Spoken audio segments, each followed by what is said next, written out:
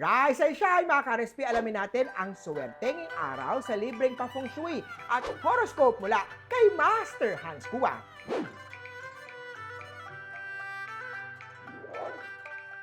Simulan natin sa mga pinanganak ng Year of the Rat. Kapag may na-miss kang opportunity to express how you feel, don't worry, babalik yan sa tamang timing. Red at 7.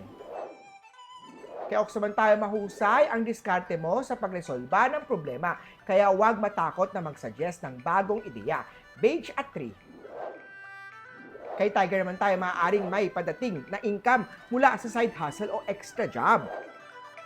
Kay Rabbit naman tayo iwas sa stress eating. Uminom ng calming na mga tea para hindi bumigat ang pakiramdam. Blue at 2. Kay Drago naman tayo, ang leadership skills mo ay mag-shine ngayong araw.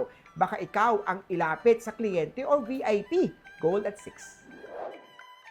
Kay Snake naman tayo, magaan ang pakiramdam kung magsisimula ng detox kahit half-day fruit diet lang. Green at 4. Sa mga pinanganak ng Year of the Horse, wala ka sa mood makipaglaro. Gusto mo ay seryosohan, pero baka hindi pa pareho kayo ng wavelength ng partner o ka-flirt mo. Red at 6. Kay Goat naman tayo, pwede kang tumanggap ng small blessing ngayong araw, tip, rebate, o delayed utang na binabayaran. Yellow at 2. Kay Monkey naman tayo, energetic ka pero baka maubos agad. Don't skip meals. Orange at 5. Kay Rooster naman tayo, parang may gustong humingi ng tawad sa'yo. Ready ka na bang tanggapin to o kailangan mo pa ng time? Green at 1. Kay Dog naman, headaches may triggered by overstimulation. Pahinga muna sa social media. Gray at 8. At kay Year of the Pig naman tayo, iwasan ang add to cart stress relief.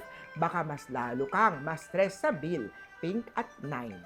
Muli po, ito po'y gabay mula kay Master Hans. Nasa inyong mga kamay nasalalay ang inyong tagumpay. Kaya always think positive at i-manifest natin ang success. Mga ka-RSP.